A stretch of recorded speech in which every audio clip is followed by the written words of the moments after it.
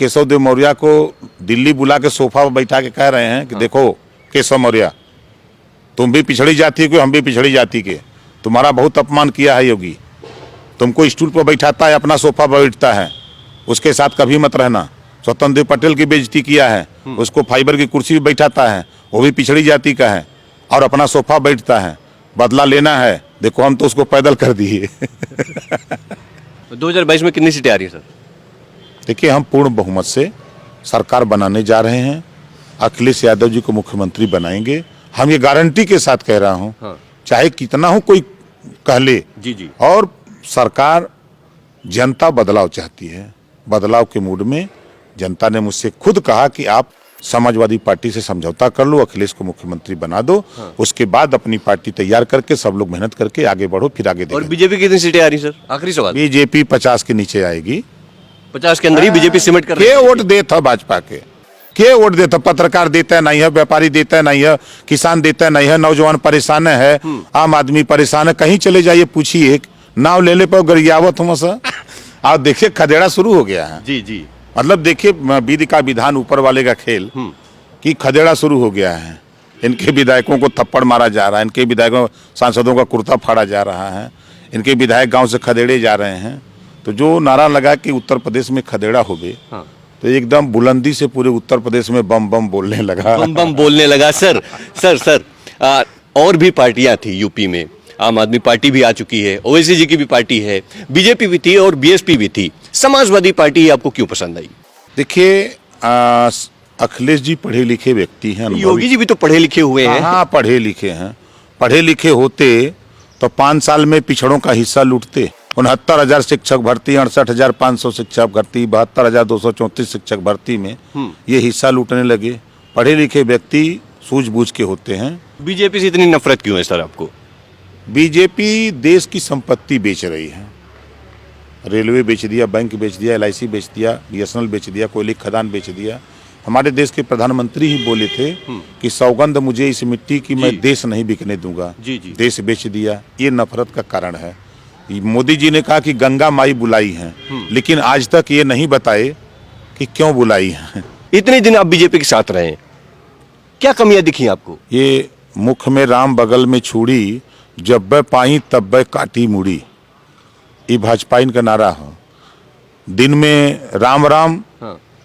जय श्री राम, हाँ। और संझा के 200 ग्राम, ये भाजपा का नारा है। एक गाना उन्होंने गाया गुनगुनाते हुए मोदी जी ने कि मेरे अंगने में तुम्हारा क्या काम है।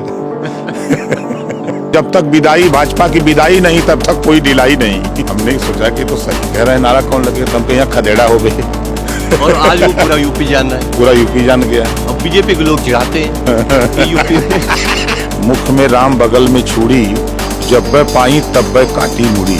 मोदी जी ने कहा कि गंगा माई बुलाई है, लेकिन आज तक ये नहीं बताए कि क्यों बुलाई है। देखो केशव मौर्य, तुम भी पिछड़ी जाति के, हम भी पिछड़ी जाति के, तुम्हारा बहुत अपमान किया है योगी। तुमको स्टूल पर बैठाता है, अपना सोफा पर बैठता है, उसके साथ कभी मत रहना। दिन में राम राम, जय श्री राम, और संझा के 200 ग्राम। आहिर गडेरी, कुंभी कोयरी, भर चमार, मुसर, भोगी, कटी, फांसी, केवड़, बिन मला, दुल्हा, दुनिया, अंसारी, शेख, तैयब, पठान, चौहान, ठाकुर, ब्राह्मण, बनिया, लाला, गोंड, गवार, बिहार, आर्या, रघुवंशी, बंजारा, बहेलिया। झूठ बोलने वाला अगर कोई नेता है 1 नंबर का, तो नरेंद्र मोदी जी। दूसरे नंबर का झूठा अगर कोई है, योगी आदित्यनाथ जी। तीसरे नंबर का जुमलेबाज अगर कोई है,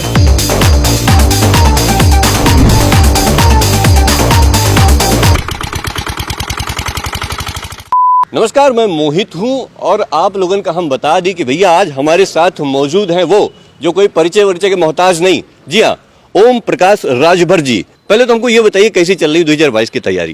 देखिए, हमारी जो तैयारी है, 10 मार्च को 10 बजे पूरा उत्तर प्रदेश पीला हो जाएगा। उन्होंने सर कहा था हमारी सरकार आएगी, हम राम मंदिर बनाएंगे, और उन्होंने बनाया। बताते हैं ना, राम मंदिर हमने बना दिया। राम मंदिर का श्रेय तो बीजेपी को जाएगा ना 2022 में। सुप्रीम कोर्ट के आदेश, ये बाबा साहब डॉक्टर अम्बेडकर के संविधान के बदौलत आदेश हुआ है, न कि बीजेपी ने आदेश दिया है। अच्छा, लखनऊ में मेट्रो बनी, उसका श्रेय किसको जाएगा? अखिलेश यादव को। शुरुआत किसने किया? शुरुआत किसने किया? अखिलेश यादव ने। लेकिन उद्घाटन तो वो कर रहे हैं ना। अखिलेशो जी तो उद्घाटन कर दिए थे। पूर्वांचल बन गया, उसका श्रेय किसको जाएगा? को अखिलेश जी ने उसका जो है शुरुआत किया, 396 करोड़ रुपया अलॉट भी किया था, उसके बाद सरकार चली गई। तो क्रम है कि जो सरकार नींव रखी, अगली सरकार आएगी तो काम तो चलता रहेगा।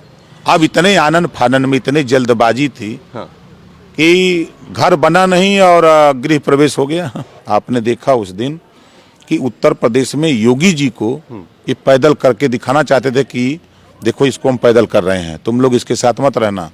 एक गाना उन्होंने गाया गुनगुनाते हुए मोदी जी ने कि मेरे अंगने में तुम्हारा क्या काम है। अब पैदल कर दिया जी। अब वहीं देखिए खेल क्या करते हैं।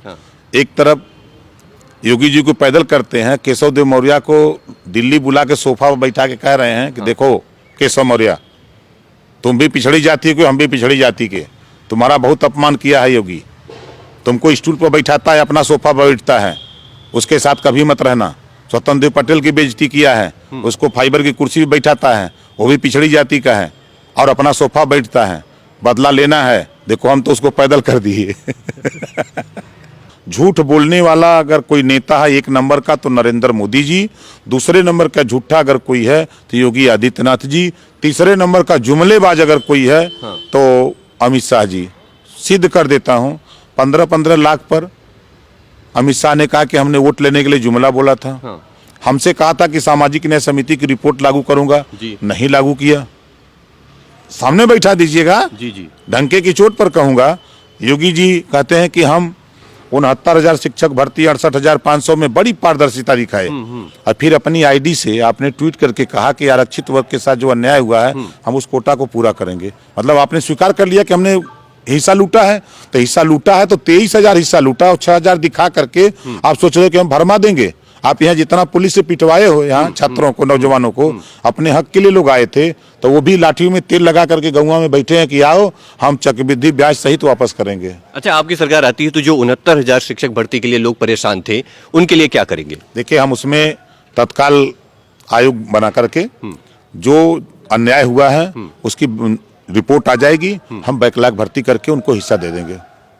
तो कहने मतलब कि जो भी उनकी समस्या है उसकी समस्या का समाधान आप करने वाले हैं? 100% करेंगे। अच्छा, आप जब संडीला गए तो वहां पर आप अलग नारा देते हैं। आपको मैंने बुंदेलखंड में देखा, आपको मैंने कई जगह पे देखा, जहां जाते हैं अपने नाम की एक अलग छाप छोड़ के आते हैं। आखिर इतनी ऊर्जा, इतने कटीले शब्द आपके अंदर आते कहां से हैं सर? एक गांव हल्दरपुर का एक गांव है, उस गांव में जब हम लोग गए तो लोगों ने कहा कि नेताजी बंगाल में तो खेला हो भी लगा नारा लगल, यहाँ कौन नारा लगी? तो हमने सोचा कि तो सही कह रहे हैं, नारा कौन लगे? तो हम कहीं यहाँ खदेड़ा हो गए। और आज वो पूरा यूपी जान रहा है, पूरा यूपी जान गया। अब बीजेपी के लोग चिढ़ाते हैं कि यूपी में। चलिए, तो आने वाला वक्त ही बताएगा कि इलेक्शन 2022 में किसकी सरकार होती है। हमारे साथ ओम प्रकाश राजभर जी थे जो कि 2022 के चुनाव पर हम चर्चा कर रहे थे। खैर, अब की बार यूपी में किसकी सरकार होती है तो आने वाला वक्त ही बताएगा।